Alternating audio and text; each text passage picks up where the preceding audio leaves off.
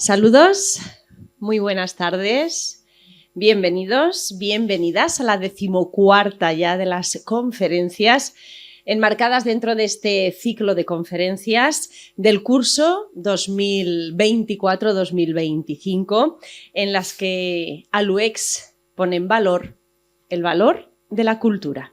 Vamos a saludar en primer lugar a nuestro protagonista del día. Él es Alejandro Santiago González, doctor en Ciencias e Ingeniería Agraria. Muy buenas tardes. Buenas tardes. Bienvenido. Gracias por estar aquí Gracias una vez más. No es la primera que participa en este ciclo de conferencias de la asociación, así que le reiteramos las gracias. Eso es que le gustó las anteriores participaciones y quiere repetir, y nosotros pues se lo agradecemos. Un fuerte saludo, como no, a la Junta Directiva de Aluex y a todos los socios y socias, con su presidente Juan José Caravaca. En nombre de todos ellos, también al concejal del Partido Popular, del Grupo Popular en el Ayuntamiento de Albacete, al concejal de Proximidad, entre otras muchas cosas, Carlos Calero. Gracias por estar aquí. Un placer. Al director del Jardín Botánico de Castilla-La Mancha, Pablo Ferrandis, que también nos acompaña. Gracias, por supuesto. Y a todos ustedes, cómo no, señoras, señores, muchísimas gracias también. Un agradecimiento que hacemos extensivo y con el que además reconocemos el trabajo de las intérpretes de lengua de signos, que ya saben, todos los lunes nos acompañan para hacer llegar hasta aquellas personas sordas pues todo este conocimiento, todo este ciclo de conferencias que Aluex hace posible. Por supuesto, a Carmela y Adela, muchísimas gracias también por esas maravillosas grabaciones y esa bonita y fina edición que hacen todas las semanas para poder ver estos vídeos, ya saben, en la página web de la Diputación de Albacete y también de la asociación. En el caso de aquellas personas que no hayan podido venir, ya lo saben, recomiéndenles esta conferencia y díganles que esta y el resto la pueden ver en estas páginas web que hemos citado. Por supuesto, a los medios de comunicación no nos cansamos en agradecer el compromiso y el cariño que tienen a Aluex, la Tribuna de Albacete, especialmente todas las semanas esa entrevista de la conferencia a nuestro protagonista que pueden leer todos los martes, mañana mismo, en la contraportada de este periódico y, por supuesto, al trabajo de los fotógrafos que todas las semanas se acercan hasta aquí, hasta la Diputación Provincial de Albacete, para inmortalizar estos momentos. Bien, comenzamos miniciclo, ya lo decíamos la semana pasada, abrimos este monográfico que se va a dedicar a nuestros tesoros naturales, a los de Albacete. Vamos a comenzar con Alejandro Santiago, como ya les decíamos, en este caso para hablar sobre el Saladar de Cordovilla. Continuaremos la próxima semana con Antonio Catalán y el Parque Natural de los Calares del Mundo y de la Sima, para finalizar ya en marzo con nuestro querido José Fajardo, y quien nos va a hablar de esa red de vías pecuarias que también es un gran tesoro de nuestro patrimonio. Bien, un tesoro natural por descubrir, este es el título. Y así podríamos definir y acertaríamos con el Saladar de Cordovilla. Bueno, a pesar de ser, y esto nos lo dejaba por escrito Alejandro, a pesar de ser uno de los mejores saladares continentales de Europa, sin embargo, es un gran desconocido para la población en general. Vamos a ver. Yo creo, esperamos que con la conferencia de hoy, también es uno de los objetivos de esta asociación, es contribuir a visibilizar todos aquellos tesoros que existen en nuestra provincia y en nuestra ciudad. Bueno, pues vamos a ver, Alejandro, si hoy con esta conferencia pues ponemos nuestro propio grano de arena para que, bueno, pues que sea un poquito más conocido, poquito a poco. Bueno, pues para que se conozca este ecosistema, este singular ecosistema que alberga especies con una asombrosa capacidad para sobrevivir en condiciones extremas y cuya biodiversidad incluye, además, numerosos endemismos, algunos que son exclusivos de la provincia de Albacete, como después nos contará. Bueno, les voy a presentar ya de manera un poco más amplia a nuestro conferenciante. Es doctor en Ciencias e Ingeniería Agraria por la Universidad de Castilla-La Mancha, también es máster en Gestión Ambiental y de la Calidad, licenciado en Biología por la Universidad de Granada y técnico superior en paisajismo.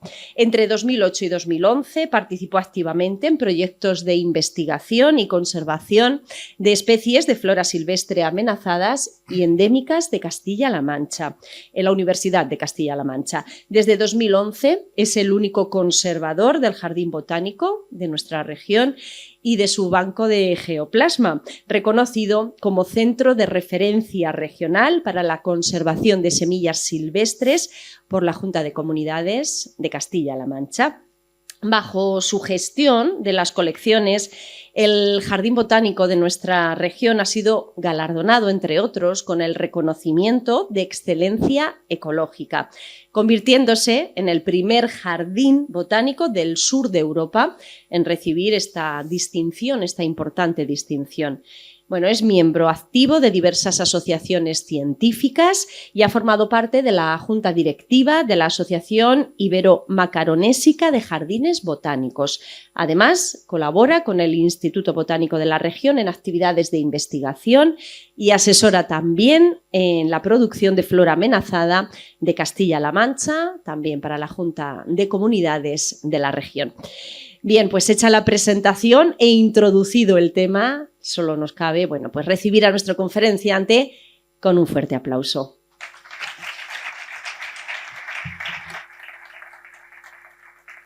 Bueno, muchísimas gracias por tu presentación, muchísimas gracias por la invitación, recíproca la reflexión. Si he vuelto es porque os parecía bien la primera vez, con lo cual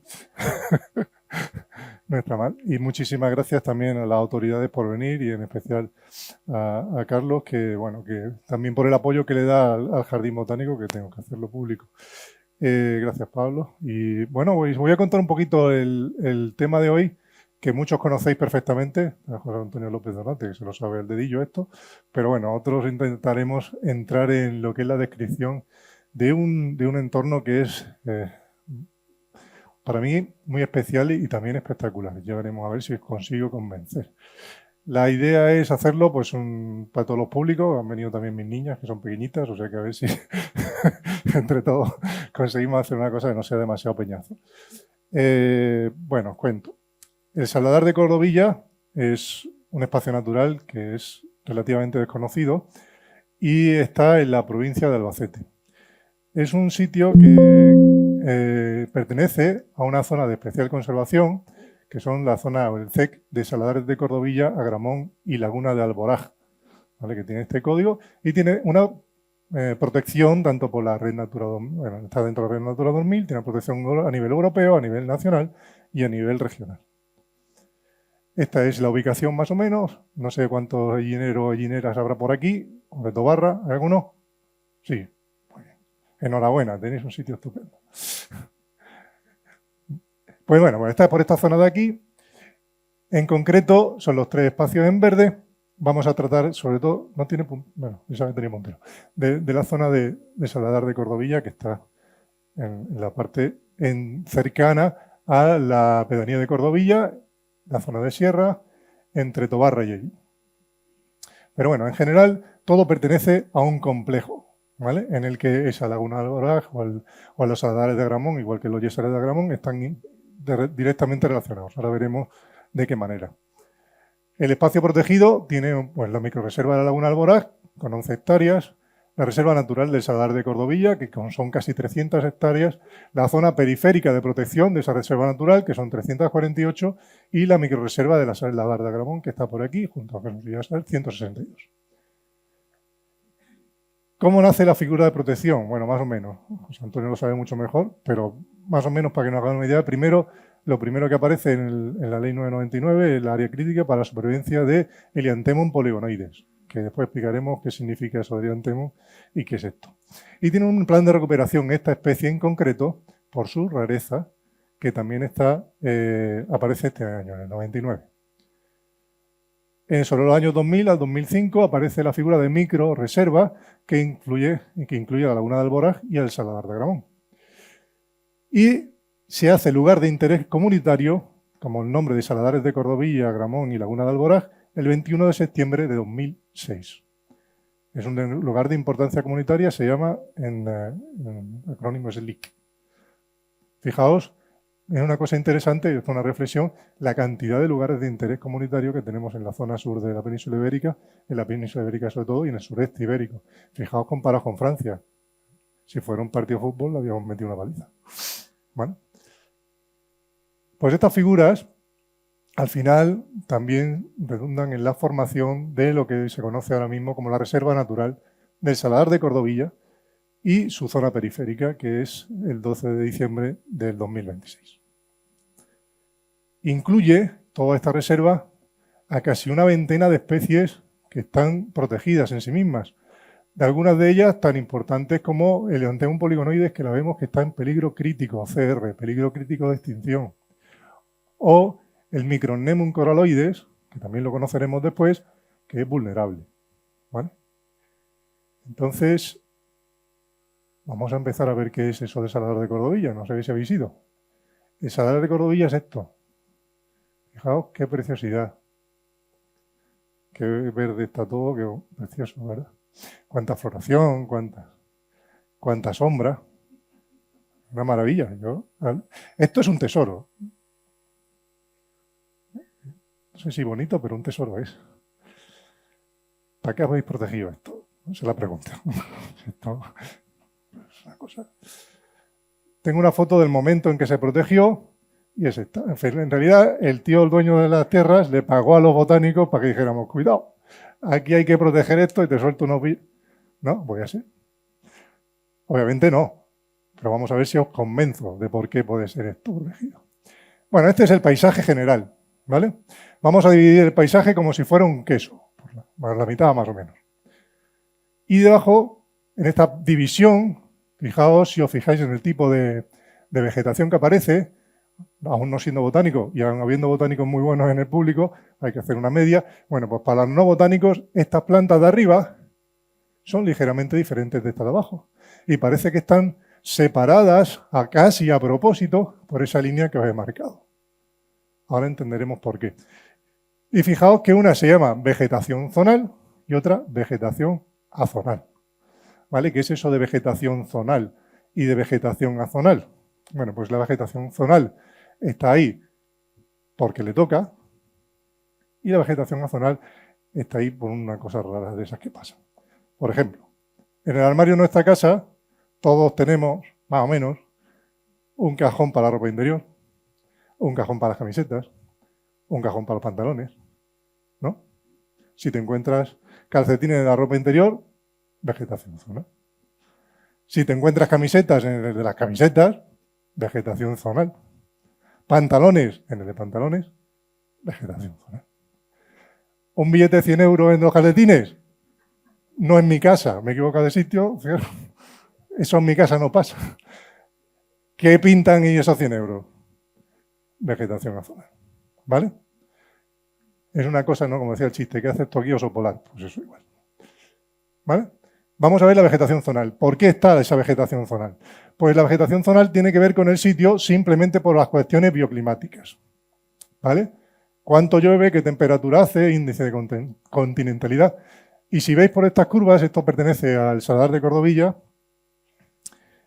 es un sitio pues que digamos que si yo fuera planta, no me gustará mucho vivir ahí. Fijaos, llega el ar, ¿veis? 0 grados, con lo cual hay momentos en los que hiela. Hace mucho calor, hay momentos en los que casi superan los 40 grados. Además, cuanto más calor hace, menos agua cae. Y aún así llueve muy poquito, que estamos en el semiárido. Es decir, a una bañera llena de ser el desierto. 380 litros más o menos al año es el semiárido, 250 por ahí estaríamos en el árido. 100 litros por metro cuadrado en un año entero, que dejan de llover, que son 2 tormentas de verano, y de pronto el desierto. Bueno, pues ahí hay vegetación que aguanta. Perdón. Y la conocemos como vegetación zonal, de un óptimo termo-mediterráneo, mediterráneo cálido. Estoy yendo para atrás. Venga. ¿Cuáles son estos hábitats de vegetación zonal que aparecen. Bueno, pues aparecen, así en resumen, hay muchos, ¿no? Cuidado, que estos hábitats también son importantes, no son cualquier tontería. Para resistir a esas condiciones que hemos dicho antes, son también interesantes. Pero bueno, matorrales termomediterráneos. Podríamos señalar también las comunidades de heterobraquipodetea, bueno, subestepas, pastos, y pinares xerófilos, es lo que más abunda por esa zona. Esto es un matorrón termomediterráneo, donde lo que están sobre todo son las genistas, las aliagas, las retamas, estas plantas que son tan duras. Esto es un pastizal de Brachypodium reticum. Brachypodium reticum es esa planta que habéis visto que parece césped, que se está siempre casi arruinado, muy sequillo por muchos sitios.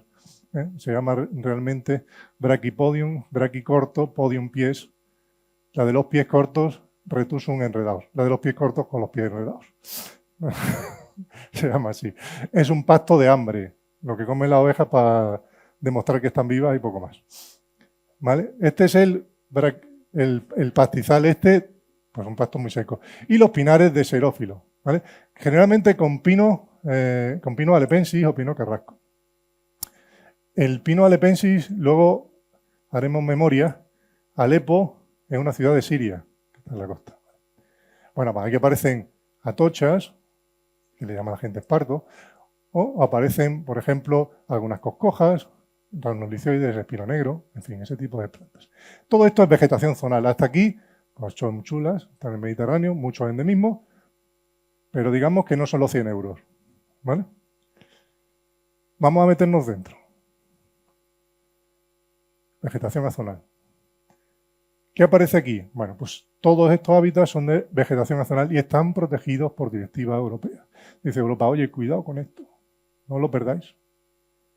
No lo perdáis porque es muy interesante. Entonces, fundamentalmente, y haciendo un resumen, tenemos vegetación halófila, amiga de la sal, halonitrófila, amiga de la sal y del nitrógeno, que ahora explicaremos por qué, vegetación gixófila, amiga de los yesos, y algunas partes más inundadas que aparecen juncales salinos. ¿Vale? Eso sería un poco resumido esto. ¿Por qué está eso ahí? Pues como veréis, nos vamos a ir un poquito atrás en el tiempo, hace 2 días, hay algunos que no habíamos nacido todavía, 65 millones de años. ¿Vale? En el Paleógeno, fijaos, ese es el aspecto que tenía la península ibérica. Busca Albacete, primera línea de playa. Esto, el que se hubiera comprado un chalet aquí en esta época, hubiera triunfado. Bueno, pues pensad que la playa llevaba por Chinchilla, más o menos. Toda esa parte del sureste ibérico estaba debajo del mar. ¿Vale? Y así sigue todo el Paleógeno durante 65 millones de años hasta que llegamos al Neógeno. Y en el Neógeno hay una serie de etapas, pues que, bueno, pasan sin pena ni gloria para la península ibérica, hasta que llegamos a esta de aquí. ¿Eso cuándo es? Neógeno ocupa del 23 millones de años a 1,8 millones de años. Pensad que el Sapiens es Sapiens desde hace más o menos 1,8 millones de años. ¿Vale? Esta era la pinta que tenía aquello por aquello entonces. ¿Vale? Algunos bichos siguen estando todavía, otros no. Y llega el Mesinense. ¿Qué pasa exactamente en el Mesinense? Bueno, aquí tengo que decir que podría haberse llamado tranquilamente albacetense, pero tuvimos torpes. ¿Qué pasa? Pues que la placa continental africana subduce, se mete por debajo de la placa continental euroasiática. Y eso sigue pasando hoy en día. De hecho, si pensáis en la zona de la costa mediterránea está llena de volcanes. El Etna, el Stromboli, el Vesubio. Ahora hace poquito hubo un terremoto en Grecia. Eso pasa porque esta placa de África se va metiendo por debajo de la africana, o sea, de la euroasiática. Entonces, en esa época, en el Mesinense, estas dos placas chocan de forma abrupta, de tal forma que se levanta una pared entre lo que es el Atlántico y el Mediterráneo. Entonces, las aguas del Atlántico, que eran un todo con las del Mediterráneo, de pronto dejan de regar esa zona y se quedan separadas. El estrecho de Gibraltar, digamos que ya no es estrecho, es un cerrado y han hecho un muro. Tengo una foto del momento exacto. Eso es. ¿Vale? No ríais, que eso costó mucho hacerlo. Bueno, es una pequeña buena idea. El Atlántico se queda como está y el Mediterráneo empieza a secarse. Eso no es un momento, son cientos de miles de años a la vez, ¿no? Van pasando poco a poco. Y se obtiene esta pinta. La verdad es que la foto no era muy buena, pero es porque he tenido que hacer mucho zoom. ¿Veis? Se queda el Atlántico totalmente separado del Mediterráneo y el Mediterráneo empieza a secarse. ¿Por qué decía lo del mesinense? Bueno, porque el estrecho de Mesina prácticamente sigue igual, pero en Albacete hay un cambio enorme. ¿Lo veis? Entonces, ¿qué pasa? Que hay una crisis salina. El Mediterráneo, conforme empieza a secarse, se evapora el agua y pasa como en cualquier salina, que se va depositando esos materiales que están en suspensión o en dilución en el agua, se van depositando poco a poco sobre el suelo que no tenía nada. Entonces, esta línea, imaginaros que es la del mar, ¿vale? Hasta donde llegaba el mar al principio. Según va perdiendo agua, deshidratándose, vamos depositando sobre todo yesos. El yeso está en suspensión, ¿vale? Esto es un poco como cuando vais a tomaros una cerveza o café, porque somos abstemios todos. Entonces, el arito primero que se queda en la taza es lo que más flotaba. Y ahí se va quedando esa parte, ¿no? Y al final queda una pequeña parte con sal y otra que no se acaba de secar con agua con sal, ¿vale? Que es el curillo de la cerveza que no lo hemos bebido, ¿vale? Pues de ser esto, en el Mediterráneo, esto es, según el Museo de Florida, es lo que había en el fondo del Mediterráneo en aquella época, pasa a ser esto, ¿vale? ¿Qué pasa después? Que es cuando acaba el Mioceno, cuando acaba esa época, a partir de 1,8 millones de años en el Cuaternario, la península adquiere la forma que tenemos ya ahora. Si os fijáis, no es la misma que tenía en el Paleógeno. No se recupera toda la zona inundable. Sin embargo, en esta zona de aquí, de Italia y tal, más o menos. Luego, en el sureste ibérico pasa una cosa curiosísima. Le ganamos terreno al mar. ¿Pero a costa de qué? A costa de esto. ¿Vale? Entonces, recordad que eso pasa hace 6 millones de años. Lo que hubiera pasado en otros sitios en esa misma época, cuando llega el Cuaternario ya no lo tenemos porque vuelve a inundarse. No sabemos qué hubiera pasado, qué había ahí. Pero que sí conocemos lo que hay aquí. ¿Vale? Entonces, son necesarios 6 millones de años para pasar de esto. Perdón, 6 millones de años es lo que hemos tardado nosotros para pasar de esto, que es nuestro amigo este que parece muy digno, pero en realidad se llama Horrorín. Pues nosotros hace 6 millones de años éramos como esto. Algunos dirán, no, yo vengo de Adán y Eva. Bueno, sí, pero en general. Los que venimos del mono, venimos de este. ¿Vale? Entonces, esta es un poco la pinta que teníamos. Bueno, pues esos 6 millones de años, por ponernos un poco en contexto, pues llevan a la evolución del ser humano y a la involución actual.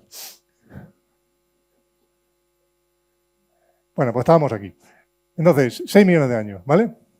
Transformamos esto en esto. O sea, han necesitado el mismo tiempo que un mono para transformarse en un señor que escribe ordenador para tener estas especies. Es lo que decimos. ¿Esto ha pasado en más sitios? Sí, probablemente, pero están inundados.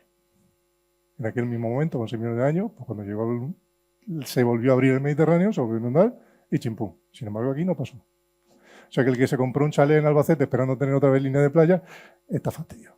Tendrá que seguir esperando. Si nos ponemos, llegaremos.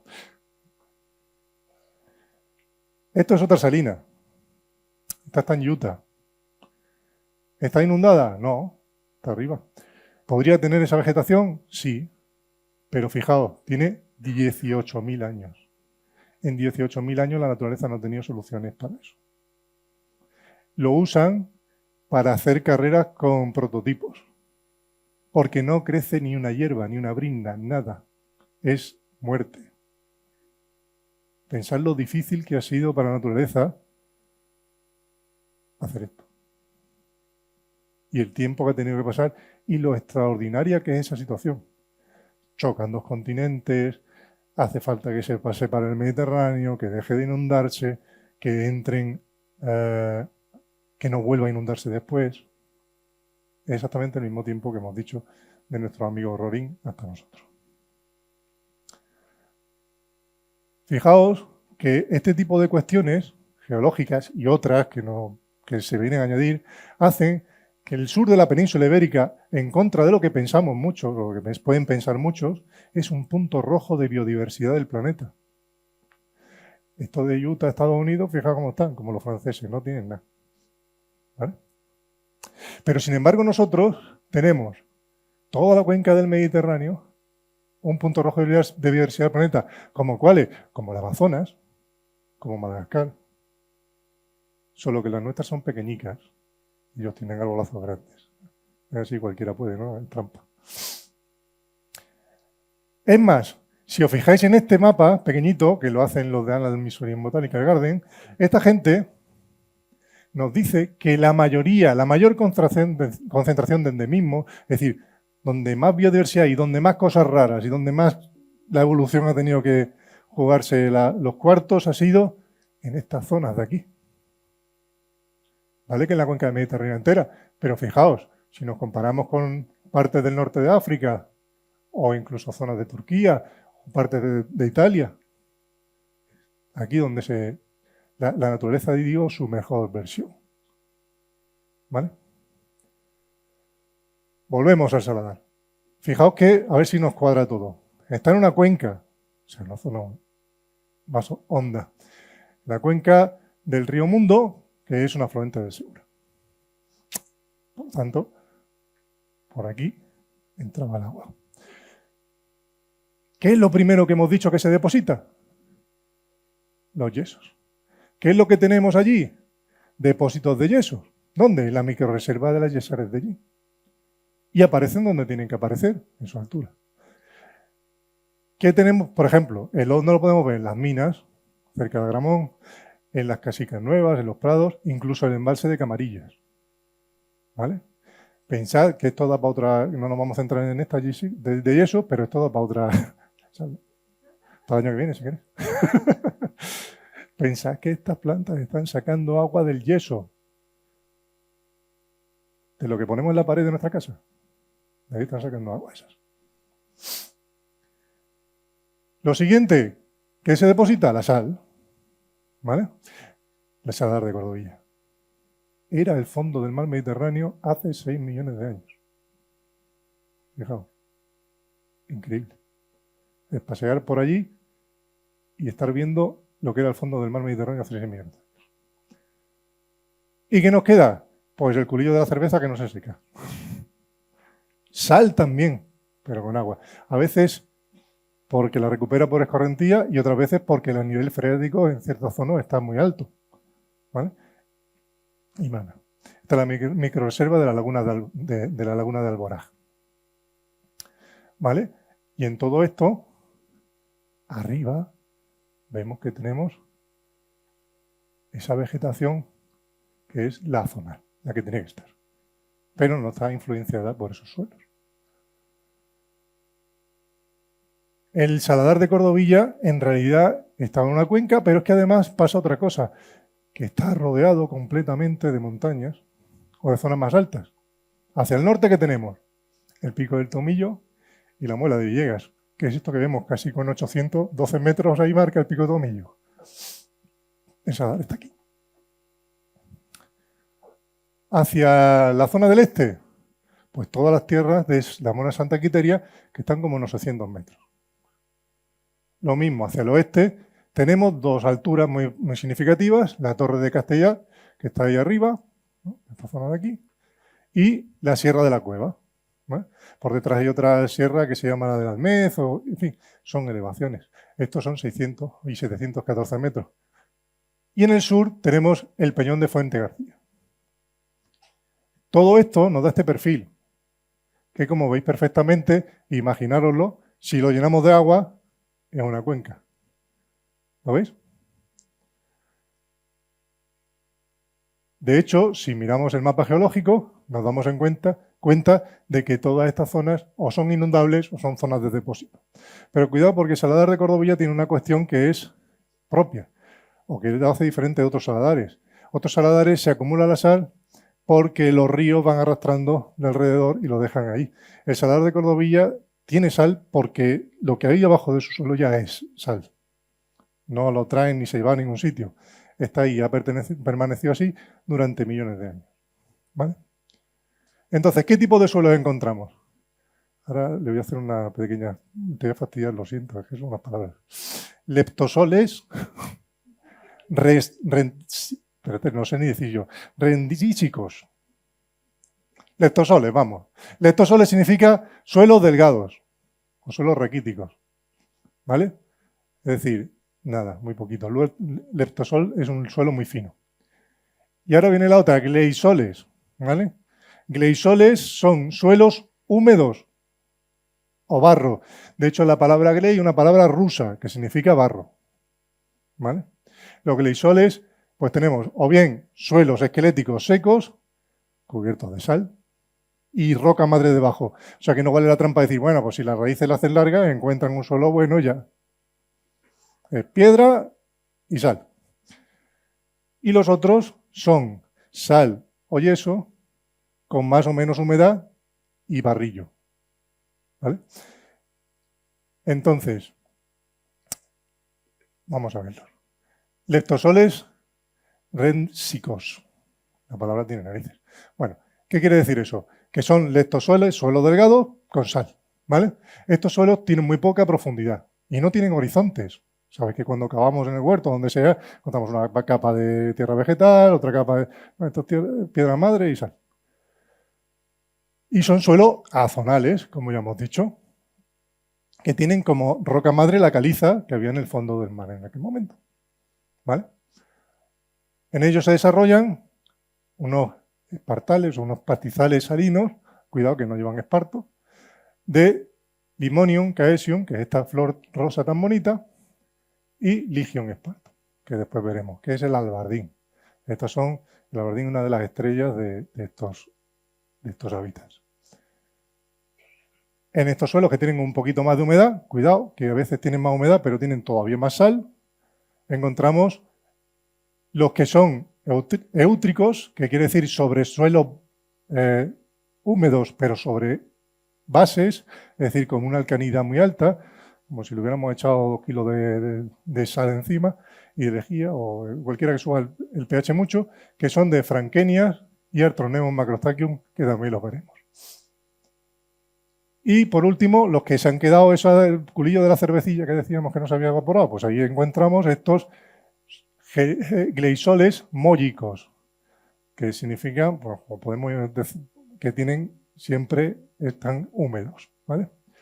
Entonces ahí encontramos Scoenus nigricans y sobre todo Scoenus nigricans es muy significativo. Vale, resumiendo, tenemos vegetación halófila de sales, vegetaciones que se llaman albardinal, que son todas estas. Cuidado que esto no lo es. Y esto tampoco. ¿Vale? Estos son atochas. Alonitrófilos y gisófilas. Y además los juncales salinos. Los gisófilos con los yesos, los juncales salinos donde queda un poquito de agua y en donde había esa sal, pues vamos a tener vegetación halófila. Aquí lo vemos. Azonal, no ha pasado nada, siempre han estado así. Es decir, lo que había en la línea de playa antes de que se secara el mar y después, porque le da igual. Yesos, vegetación gisófila. Nitrófilos, o sea, halófilos con sales, amigos de la sal, en toda esta parte. Y aquí, esos suelos mollares que hemos visto, que son glisoles, que son sobre sales, pero con cierta humedad. Por ejemplo, la laguna de Alborán. ¿Vale? Vamos a empezar por los albardinales salinos. Los albardinales salinos, esto es el código de Natura 2000, es decir, están protegidos en sí mismos. ¿Vale? Los tenemos o bien cerrados o bien abiertos. Las plantas, las herbáceas, los que tenéis huerto lo sabéis, cuando salen gramíneas, las avenas locas estas que salen por un lado, tienden a hacer una cosa, que es amacollarse. Amacollarse quiere formar una estructura que se juntan unas con otras Empiezan a empujarse y no salen al medio, se muere todo y solamente ellas se quedan con todo el sitio. Pues eso pasa en los cerrados. Pero cuidado, cuando aparecen abiertos, empiezan a salir cositas en medio, se enriquecen. ¿Vale? Ya veremos por qué esa diferencia de cerrados o abiertos. En este tipo de albarinares salinos abiertos, la biodiversidad aumenta una barbaridad. ¿Por qué? Porque aparece un concepto que se llama microhábitats. ¿Vale? Y en estos sitios tan extremos, los microhábitats no se deben ni a la cantidad de agua, ni a la cantidad de luz que les da, porque no hay sombra, se debe a la cantidad de sal y a lo que ellas han sido capaces de aguantar esa sal. Aquí veis esos pequeños perfiles con más o menos hondonadas y estas especies se van repartiendo exactamente en el sitio que tiene un perfil homogéneo. Si te sale, si aquí tenemos esta altura y la tenemos 2 metros más para allá, pues te va a salir aquí y allí. Aquí se ve muy bien. Esto es un estudio que hicimos, que me ayudó mi chiquilla que anda por ahí, Ariadna. Esto lo hicimos midiendo 100 individuos de cada especie, la salinidad que tenía debajo. Y entonces con eso nos salieron las estructuras. ¿Vale?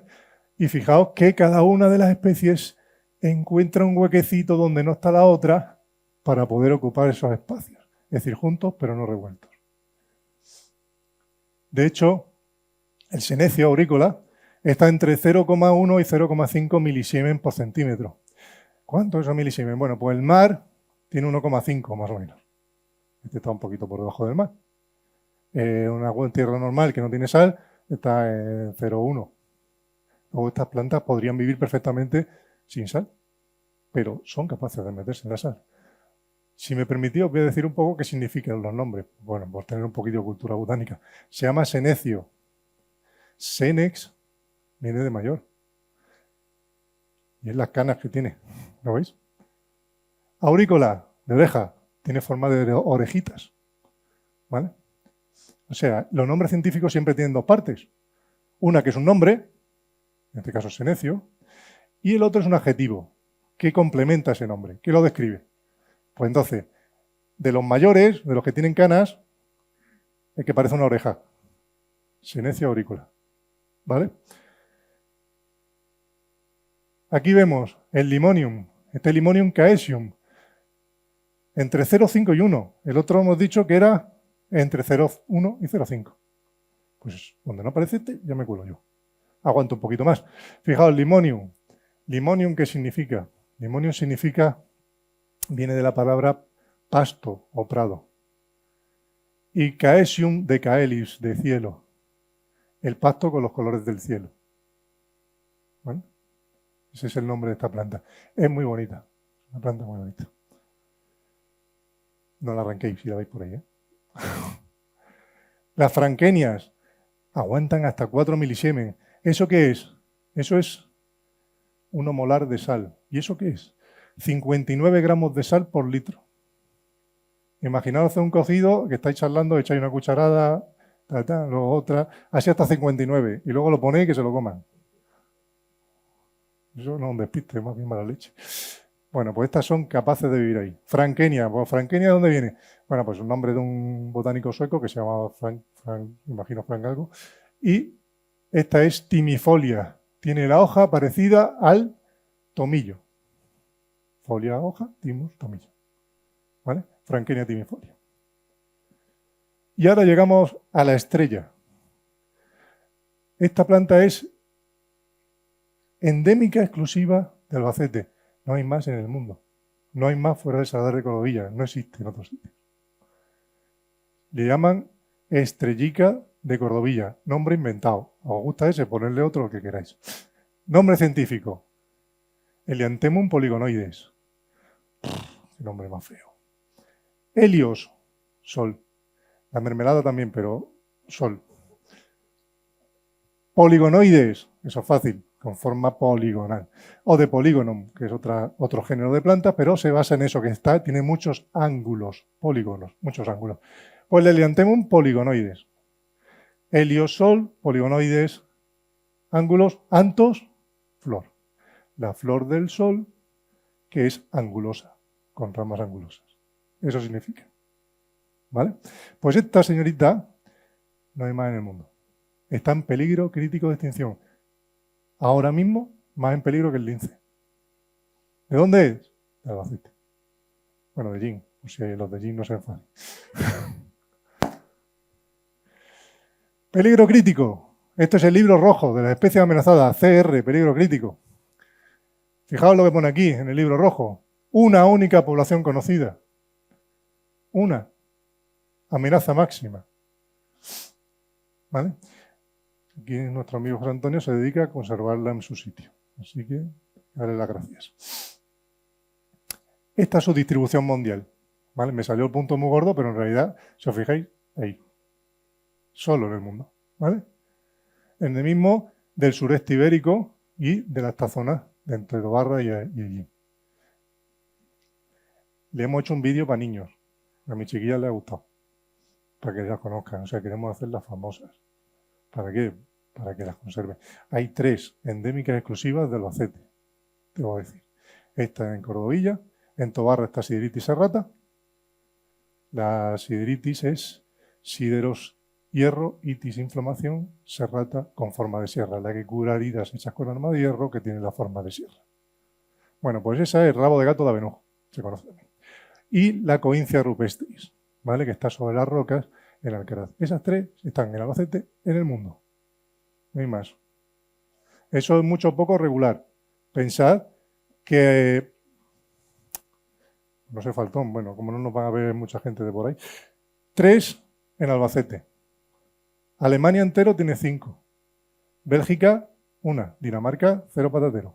Holanda, 1 o ninguna, no me acuerdo. Pero es que de las endémicas ibéricas, en Castilla-La Mancha, en Albacete, de las que están presentes también en el ibérico, tenemos 300. Y en Castilla-La Mancha hay 350. Entonces pensad que fuera un partido de fútbol. Castilla-La Mancha 350, Alemania 5. No está mal.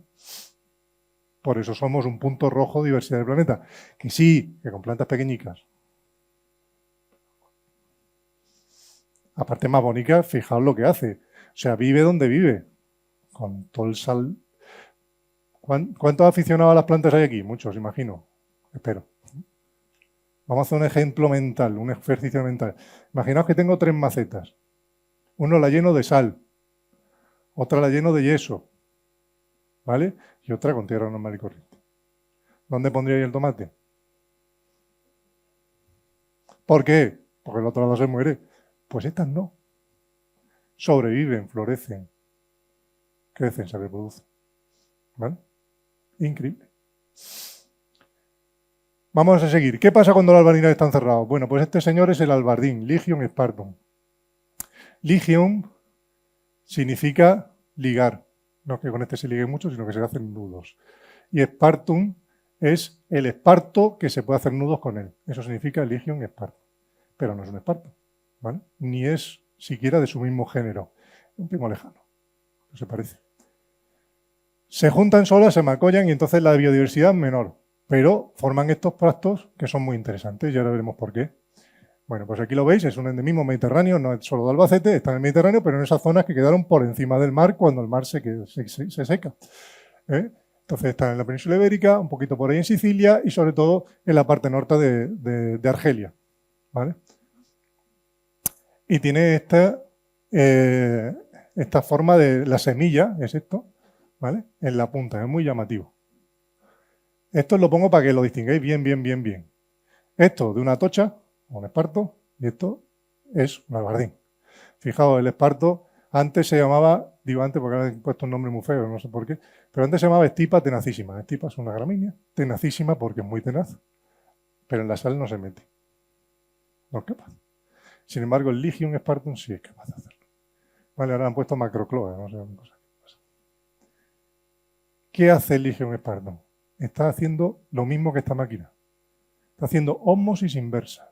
Saca más, no exactamente ósmosis inversa, pero bueno, saca más agua del suelo, o sea, ella tiene menos agua que el suelo del que saca agua. Es una cosa, teóricamente cuando la pondríamos ella tendría que soltarle agua al suelo, porque la deshidrata.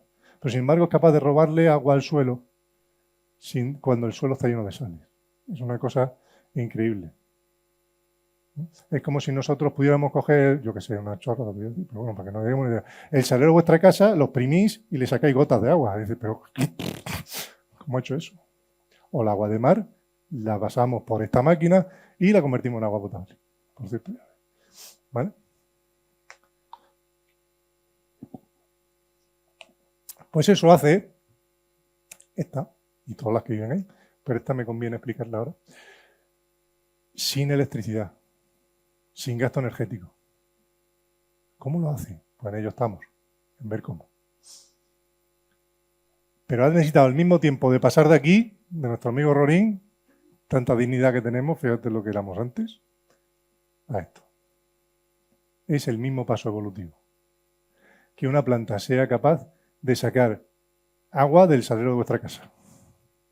Pensadlo. Que sea capaz de hacer osmosis inversa sin electricidad. Eso es lo que han conseguido hacer. Y han tardado al mismo tiempo.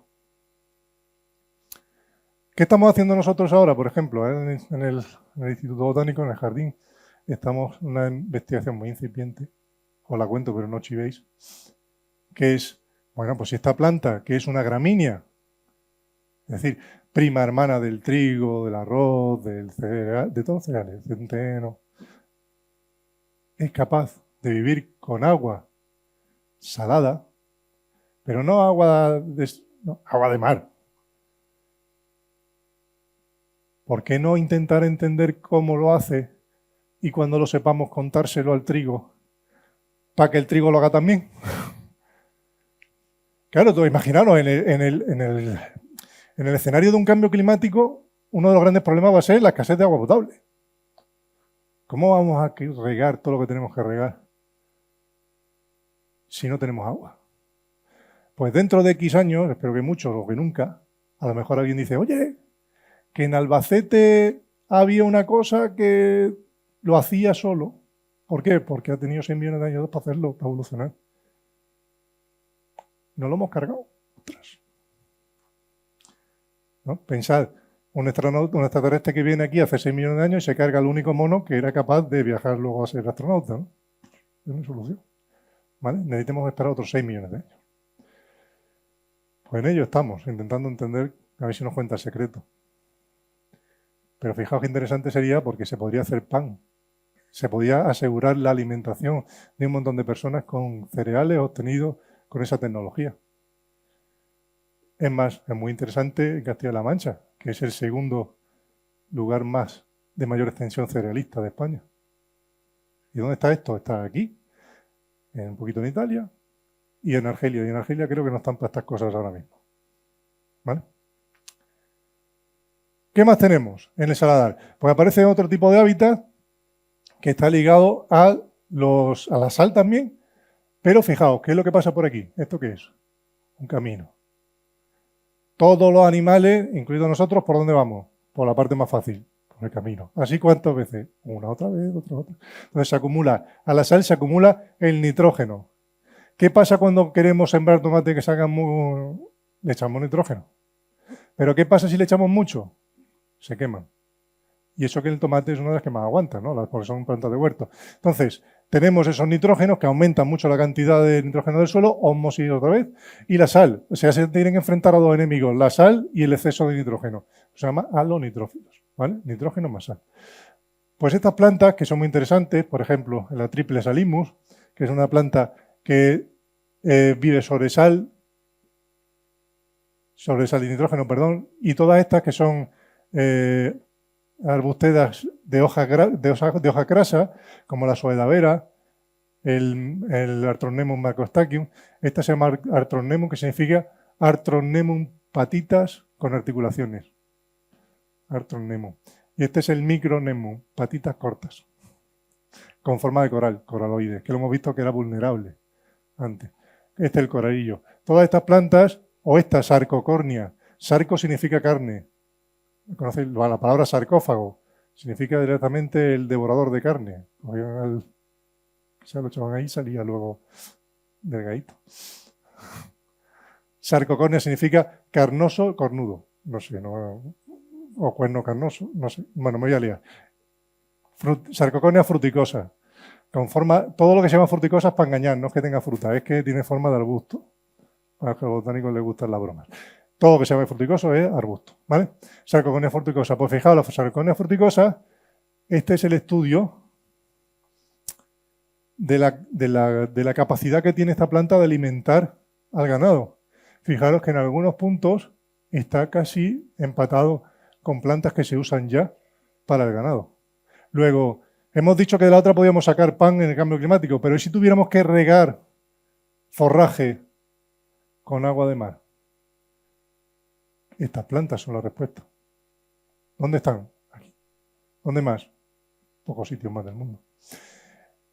Y a este tipo de ganado, al nuestro, están muy acostumbrados porque son ganados muy rústicos. Luego, buena noticia, también tengo una foto del futuro. Podemos seguir comiendo bocadillos de queso con trigo, regado con agua de mar. Es una broma. Obviamente, no debemos llegar a ese extremo, pero si pasara, la solución pasa por las plantas que hoy en día tenemos en el Saladar de Cordovilla, por ejemplo. Y si las destrozamos, ¿qué vamos a tener? Perderemos todo eso. ¿Cuánto tenemos que esperar? Otros 6 millones de años. En el jardín botánico, ¿qué hacemos? Aparte de esto que estoy haciendo yo ahora, que es daros la brasa, divulgación, intentamos conservarlas. ¿Y esa conservación cómo se hace? Pues se hace, el objetivo es recrear un saladar nuestro, allí, en el museo. Porque al final un jardín botánico es un museo. ¿Para qué? Para poder contaros estas cosas allí y que lo veáis. Pero además se hace conservación ex situ, en el banco de semillas. Por cierto, el banco de semillas ahora también es banco de referencia para la Junta. En la que están, por ejemplo, Senecia aurícula, que lo hemos visto, Soeda vera, Helianthemum poligonoides. En este tipo de conservación que puede durar así, en teoría, conservado como están, miles de años. ¿Vale? Luego las producimos, hacemos plantas nosotros, para nuestras colecciones. Y también para esta experimentación que estamos hablando antes. Para criarla en el jardín se da la circunstancia de que no se ha sabido, no son cosas que se han cultivado antes en ningún otro sitio. Por nuestro jardín botánico se diferencia por hacer cosas un poco locas. Somos un poco Quijotes.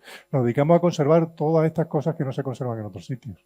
Entonces se recrean los hábitats enteros. Entonces hay que entenderlo muy bien. Se va uno al saladar y se van midiendo, como me he contado antes, uno por uno, 100 ejemplares de cada especie para entender cuánta sal le tengo que poner a cada una. Para que encuentren, lo que tenemos que hacer es recrear exactamente el sitio donde ellas viven. Crearles su entorno para que podamos tenerlas como si hubieran estado en la naturaleza. Y entonces, ¿se echa sal en el jardín? Se echa sal. De hecho, ¿cuánta sal echamos? Pues esto es 1 molar, hemos dicho antes 59 gramos de sal por litro, y estas son diluciones seriadas. Con esas diluciones seriadas de sal vamos viendo a qué equivale en los milisiemen por centímetro. Como hemos medido, sabemos cuántos milisiemen por centímetro tiene cada planta, pues solamente es cuadrarlo. A esta cuánto hay que echarle esto, a esta cuánto hay que echarle esto. Y ahí están los jardineros aplicándolo. ¿Vale? Porque estas plantas tienen una característica. Son muy buenas supervivientes en estos sitios de sal. Pero les pasa como a nosotros.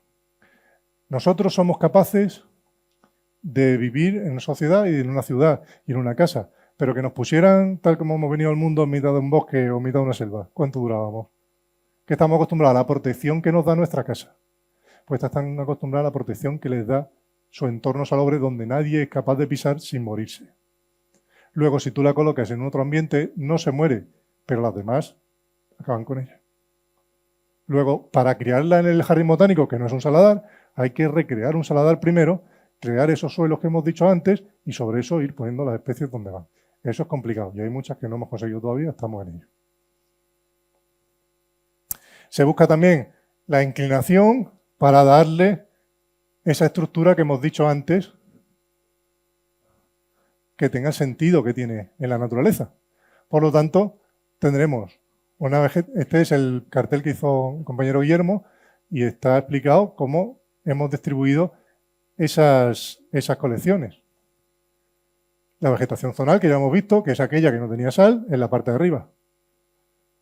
En las azonales, lo primero después de la zonal, lo primero eran los yesos.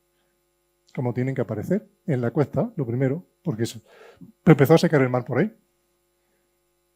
Los albardinares, ¿dónde están? Aquí, más cerrado en un lado, más abierto hacia el final. Matorrales a los nitrófilos, pues si fijaos cerquita de los caminos, ahora lo hemos marcado esos caminos para que se vean todavía más, para que se entienda que por ahí pasa fauna y se crea esa nitrificación del suelo. Los juncales salinos en la parte más baja, esto es que no se ve muy bien, pero es una inclinación. Luego esta parte siempre húmeda estará en la parte más baja. Y con eso hemos completado esa estructura. ¿Cuál ha sido el objetivo final? Que veáis esto, que se parece mucho a esto. Y cuando veáis esto, la gente lo que suele decir es, ¡oh, qué maravilla cómo lo han hecho! Esto lo han clavado. Dice, pues si esto ha salido así, está todo seco, macho. ¿Qué han hecho esta gente aquí? ¿Para eso les pago? Pues esto es un hábitat, no es un hábitat, son zonal, yesos, alonitrófilos, halófilos, juncales, viviendo como vive en la naturaleza y con sus ecotonos, con sus formas, cada planta con su estructura salina, ¿vale? Y son hábitats protegidos por directiva europea, son hábitats únicos en el mundo y son hábitats interesantísimos. Luego, para resumir y para terminar, estas plantas, estos hábitats son supervivientes extremos, lo más parecido a vivir en otro planeta. Son únicas en el mundo, fijaos, además de aquí. Han tardado 6 millones de años en hacerlo. Producen soluciones para el cambio climático, como hemos visto, con menos pan y queso, sabemos que hay. Y están conservadas en un museo. Luego, todas estas plantas estos hábitats es muy interesante, por eso la conservación del principio. ¿Vale? ¿A qué problemas nos enfrentamos? Pues fijaos, con la H están los problemas más acuciantes hoy en día. Esto lo he sacado del plan de gestión. ¿Qué tenemos? Pues se roturan estas tierras para intentar poner en regadío. Cuando todos los que estáis aquí, que sois hortelanos, sabéis que si tiro sal en el suelo, por mucho que lo rieguéis, no puedo sembrar nada. Pasan carriles de bici, motos, de forma indiscriminada, arrasando con todo esto. Cuando hemos visto que simplemente un cambio de elevación hace que ahí haya menos sal que en el de al lado y ya esa especie no te va a poder salir más. Tenemos, urbanización dispersa, se hace en casas cuando uno... Vertederos domésticos, esto da mucha pena. En alguna ocasión me he encontrado, todo lo he encontrado de todo, pero he encontrado colchones tirados por ahí en medio, si esto no vale para nada, si aquí no crece nada. Ladrillos, en fin, estructuras agrícolas que salen por un lado y quema de vegetación. Hay gente que le sienta mal que esté ahí la microreserva, por lo que sea, porque pretendían poner otra historia. Y al final nos encontramos con noticias como esta. En 2023 lo quemaron intencionadamente. Con lo cual no están quemando un espacio cualquiera, están quemando un tesoro de todos los albaceteños. Un tesoro que tiene posibles soluciones para el cambio climático a nivel mundial. ¿Vale? O esto, sacamos el agua para drenarla, para destinarla a cultivos intensivos. Con lo cual, ¿qué estamos produciendo? Que todas esas suelos mollares que hemos hablado antes se deshidraten y las franquenias ya no tengan de dónde sacar el agua. Y entonces aquello, no pasa nada, pues 6 millones de evolución a la vida de la basura. ¿Vale? Bueno, pues no doy más la vara y con esto espero que haya gustado. Muchas gracias.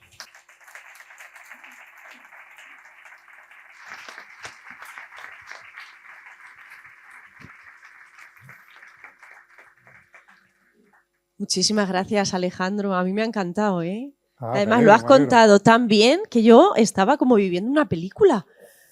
¿Verdad? Ha sido muy interesante. Muchísimas gracias. Bueno, tenemos tiempo para preguntas.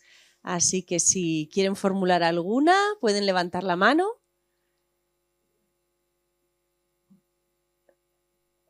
Venga, a ver. Mira, ahí teníamos la primera y no... Que no la levantabas mucho, era así como con timidez. Buenas tardes, Alejandro. Buenas, Pablo. Nada, te comentaba que es una pregunta un poquito capciosa, pero vamos, sí, bueno, que no te corresponde si no quieres. El año pasado fuimos exactamente a buscar, a fotografiar en floración a este tomillo, esta zamarrilla que se marca el Teucrium libanetis, y la verdad es que lo que estás diciendo, quien pasa por allí, aquello parece un bancal o más bien un solar lleno de malas hierbas que dice la gente, pero bueno, la importancia para los que nos gustan las flores es tremenda, es inmensa. De allí nos pasamos en dirección, porque eso está en Agramón, nos fuimos hacia la Horca y en Minateda y nos dimos cuenta, ahí donde está la pregunta, que no sé si la puedes, no sé si la concesión que se le da a estos terrenos de microreservas son para toda la vida, lo compra quien lo tenga que comprar, o llega un momento que esa concesión se termina y la gente que tiene allí sus tierras van y plantan sus cosas, porque vimos que habían arrancado las placas de donde ponían microreservas en zona de la Horca Minateda, que es microreserva, creo.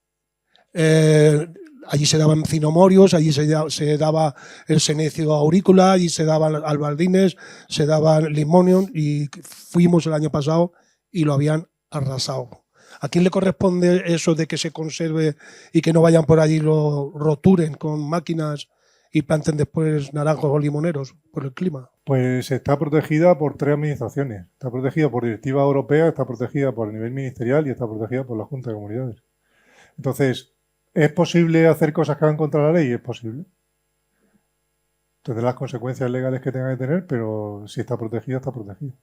Otra cosa es que nosotros seamos capaces de hacerle entender a la gente, por ejemplo, te pongo un ejemplo muy tonto. Hay gente que vandaliza los bancos públicos, sí. ¿Por qué? ¿Está en contra de la ley? Sí. ¿Los pilla en el momento? ¿Les puede poner una multa? Entiendo que sí.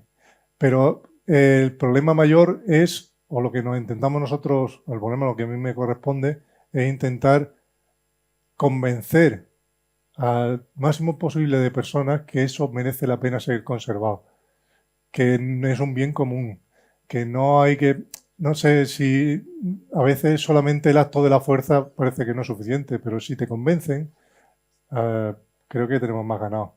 Entonces, es una lucha contra los que no cumplen la ley, ¿no? Gracias.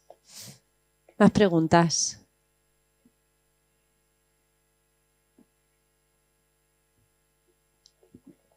Vale, ya la veo. Perdón.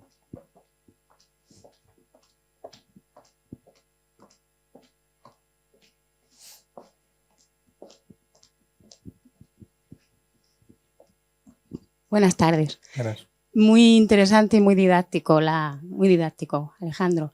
Yo tengo una curiosidad y es saber si hay alguien que estudie las micorrizas de ese terreno. Porque para el estudio del albardín y de su modo de extraer el agua de esos yesos sería... Está estudiado o se están estudiando sobre todo los heliantemus. Los heliantemus se les está mirando porque hay un grupo de Murcia que se encarga, está mirando todo esto, y nosotros empezamos un proyecto de trabajo de fin de máster con un chico, al final no pudo terminar, pero sobre el antemo. Porque sí es verdad que son capaces de micorrizar con terfecias y con cosas de estas, y la verdad es que la simbiosis puede ser una explicación de cómo son capaces de hacer esto. Pero te digo también que hay veces que sin, por ejemplo, el caso del albardín, nosotros lo hemos cultivado ex novo, es decir, con semilla y sobre un sustrato comprado, hecho a propósito, al que se le ha añadido solamente no sal del sitio ni sodio del sitio, sino sal, cloruro sódico normal y corriente, en agua, y son capaces de sobrevivir a eso. Luego no solamente tienen ayudantes externos, sino que ellos mismos son capaces de cambiar totalmente su fisiología para adaptarse a esa situación de estrés donde otros morirían. Imagina, es una tontería, es como si nosotros nos tiráramos al agua y de pronto nos salieran agallas. Del albardín no se hace... No, es lo que te digo, en el albardín, Sí. justo este ejemplo que te digo, no tiene una micorriza. Gracias. O por lo menos no la necesita exclusivamente. ¿Más preguntas?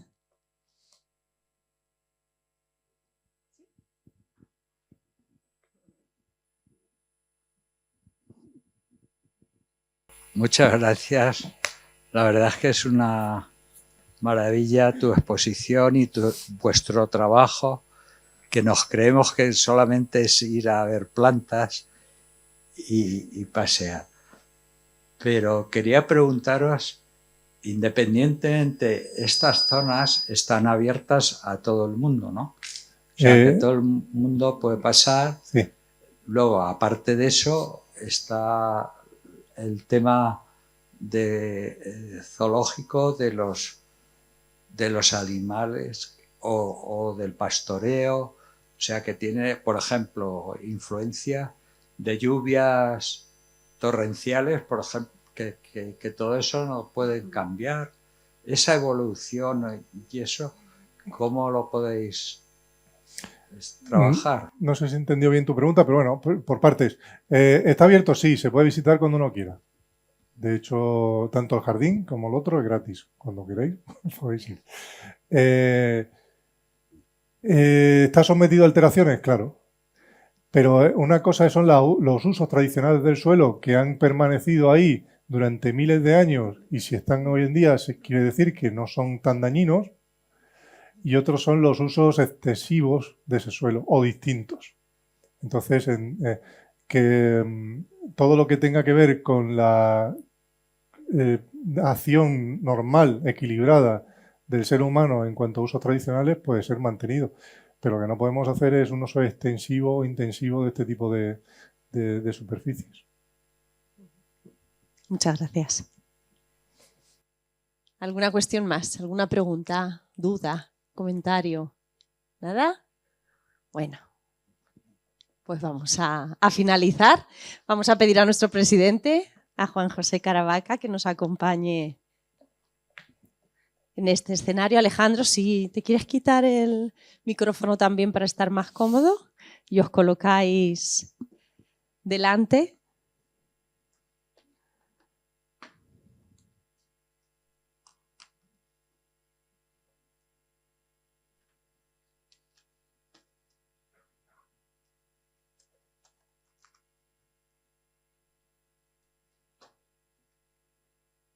Muy bien. Bueno, pues un detalle con el que la asociación quiere agradecer su participación.